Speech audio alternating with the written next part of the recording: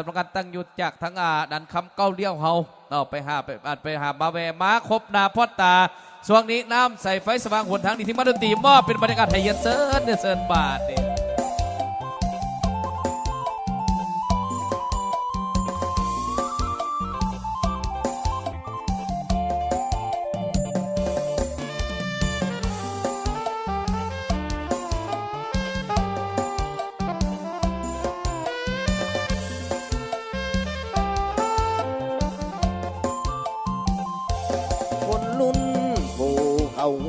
คนอยู่ภาคอีสานล้วนแต่เป็นลูกเป็นหลานของปู่จันทร์ของเล่าทางสิ้นเสื้อสายลายลองแบ่งเป็นสองของทำมาหากินโคราชเวียงจันทานินล้วนแต่เป็นถิ่นลูกหลานปู่จันทร์คนรุ่นปู่เขาว่าความเป็นมาอย่างใดระหว่างพี่น้องลาวไทยสมัยก่อนมาเขาจะลึกมันผูกพา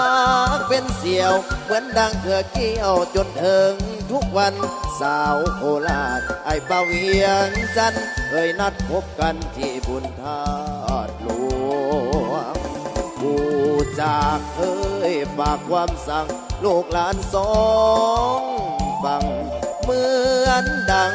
ผู้การไกลในส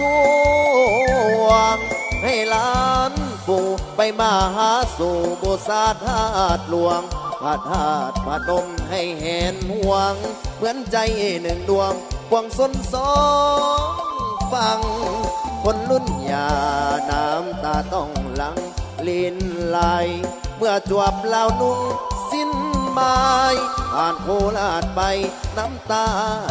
หลังสาวมือกอดแนบสวงอกเหมือนใจจะพังคิดฮอดอดีตความหลังสมัยยายังเนาสวยยังทองเอาอย่าซื้อประทานเกี่ยวกันเด้อบริเกี่ยวกับโศกมาลำรวยลำรวย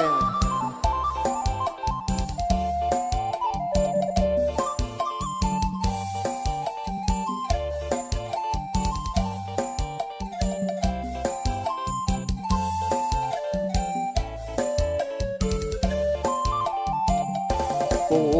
จากเคยฝากความสั่งลูกหลานสองฟังเหมือนดังผู้การไกลในส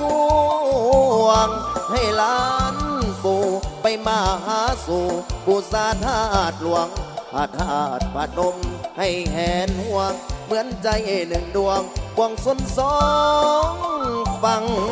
คนรุ่นยาน้ำตาต้องหลังลิ้นไหลเมื่อจวบลาวนุ่งสิ้นไม้ผ่านโคราชไปน้ำตาหลังสาวมือกอดแนบสองอกเหมือนใจ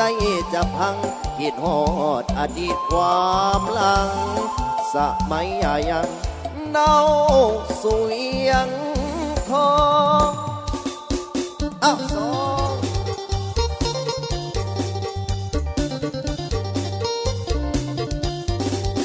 ยาวกันต่อเด้อ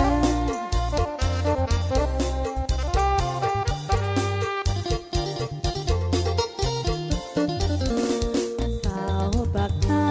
งคอยทางอ้ายทุกเวลาคืออ้าย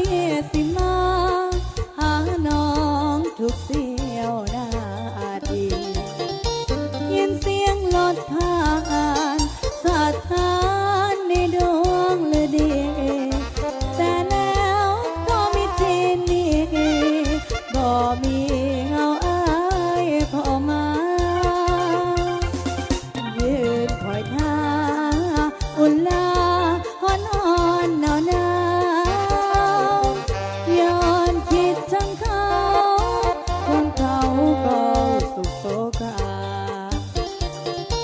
แนวคนเป็นห่วงซ้ำสว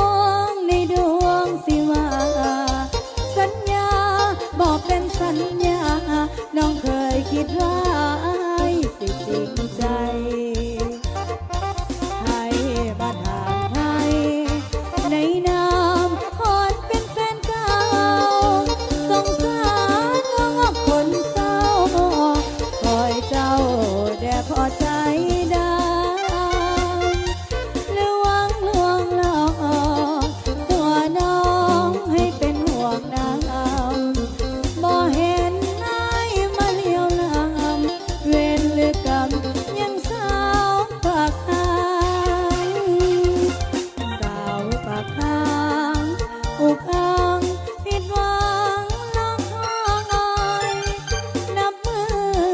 ใจถอย